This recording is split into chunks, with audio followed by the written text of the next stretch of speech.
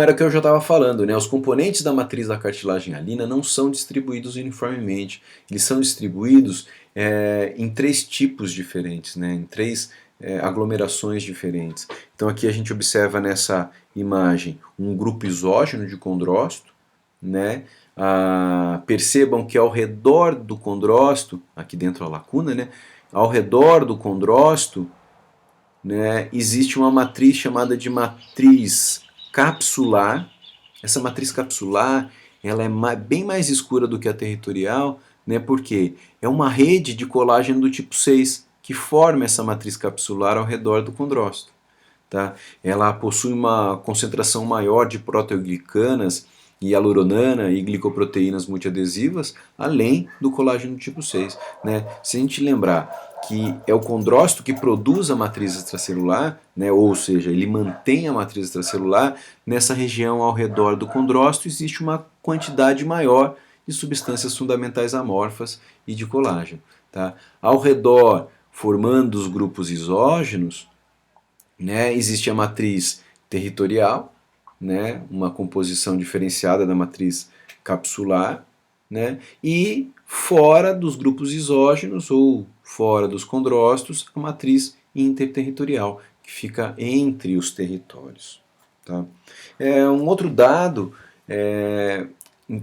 quando o tecido cartilaginoso está crescendo, os condrócitos têm a capacidade de secretar algumas proteínas, metaloproteínas, que funcionam como enzimas. Né? Elas degradam um pouco da matriz para que o condrócito se encaixe, né, e se reposicione dentro de um grupo isógeno em crescimento. Tá? Então um dado a mais aí. Aqui uma foto, né, da cartilagem da traqueia. Aqui a gente pode observar o pericôndrio fibroso, pericôndrio condrogênico, né, condrócitos, matriz interterritorial, matriz territorial, tá? E matriz capsular bem ao redor aqui da lacuna do condrócito. Tá? Como eu já tinha dito,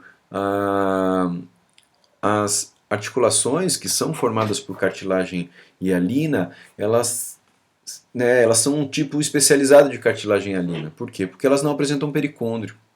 Né? Então elas têm um arranjo, né, de matriz e células diferenciados. Tudo bem?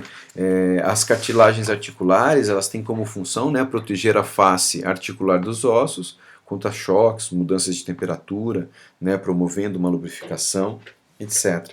Tá? E como eu já tinha dito, apresentam diferentes arranjos de condrócitos e fibras de colágeno dependendo de sua localização. Então aqui nós temos uma cartilagem articular aqui, né, no osso longo, e aqui mostrando, né, duas cartilagens articulares e entre essas cartilagens a cavidade sinovial. Tudo bem? Mostrando para vocês, né, aqui só uma outra imagem que eu acabei adicionando, mostrando aqui o espaço, né, a cavidade articular e aqui as cartilagens articulares recobrindo, né, a face articular do osso. Como eu tinha dito, né, existe uma organização diferenciada da cartilagem do osso, articular, desculpa. Então, se a gente tirar um pedacinho aqui da cartilagem articular, a gente vai observar aqui, né, e a gente aumentar esse pedaço aqui da cartilagem, né, em 100 vezes, a gente tem essa estrutura aqui. Tá? Percebam que existem camadas diferenciadas, né? Camadas diferenciadas aqui de cartilagem hialina. Isso é devido à organização das células e da matriz.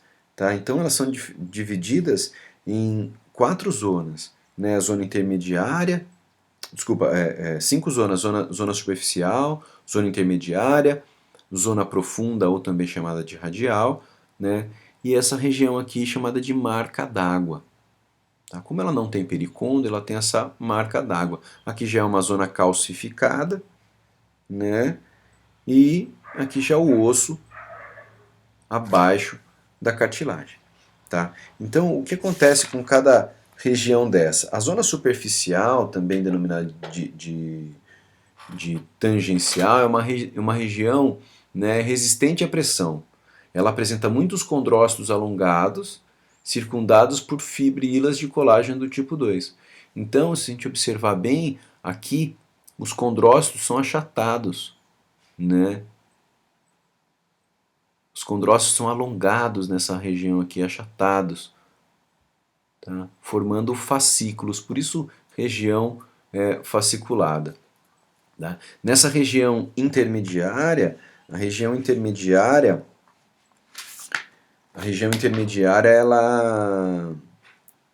ela situa-se abaixo da zona superficial, né, e contém condrócitos redondos distribuídos aleatoriamente dentro da matriz. Então, a gente observa aqui os condrócitos aleatoriamente, né, dentro da matriz extracelular. Tá? Já a zona profunda, né? A zona profunda é caracterizada por pequenos condrócitos redondos que estão dispostos em colunas, né, curtas perpendiculares à superfície livre da cartilagem. Então a gente consegue observar que nessa zona profunda os condrócitos em colunas perpendiculares, né? A gente consegue observar que eles ficam, né, perpendiculares à superfície livre da cartilagem. Tá? Nessa região, as fibrilas de colágeno estão posicionadas entre as colunas, né, e o eixo longo do osso. Tudo bem. Na região mais abaixo, né, a zona calcificada, a gente já fala da marca d'água já, a zona calcificada é caracterizada por uma matriz, né, calcificada com a presença de pequenos condrócitos. Tá? Essa zona é separada da zona profunda e em uma linha lisa, né, denominada de marca d'água. Essa marca d'água, né, é uma região de proliferação de condrócitos, tá? Fornece novas células para o crescimento intersticial. Né? Na verdade, na renovação da cartilagem articular, os condrócitos migram dessa região em direção à superfície articular. Só que esse processo de renovação, né, é muito lento.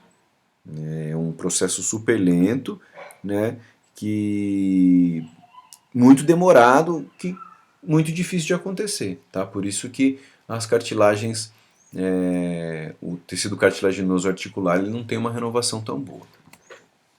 Aqui mais imagens, né? Aqui a cartilagem da patela, um aumento de 100 vezes aqui, a gente consegue observar exatamente nesse pontinho aqui a marca d'água, aqui tá a cartilagem, tudo bem?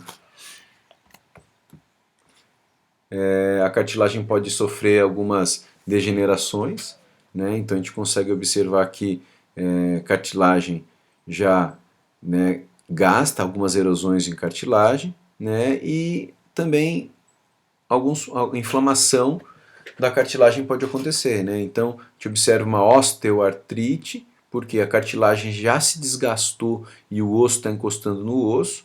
Tá? E nesse outro exemplo aqui, uma artrite reumatoide, que é a inflamação aqui da membrana sinovial das cartilagens. Então a cartilagem ela pode sofrer vários danos, sim. Aqui a cartilagem elástica, né? Vamos conversar um pouco agora sobre as características da cartilagem elástica. Tá? São semelhantes à cartilagem hialina, sim, porque elas possuem a mesma composição de matriz e de células, porém elas apresentam fibras elásticas a mais na sua composição, por isso cartilagem elástica, tá? Possuem pericôndrio e estão localizados no organismo no parivilhão auditivo, tubo auditivo, epiglote e laringe.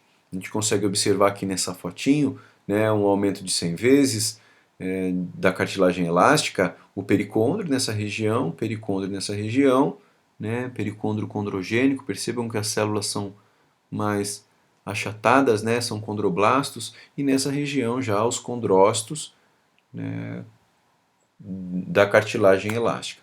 Não dá para ver direitinho, aqui dá para ver bem as fibras elásticas, tá? Mas na próxima imagem tá um pouco melhor.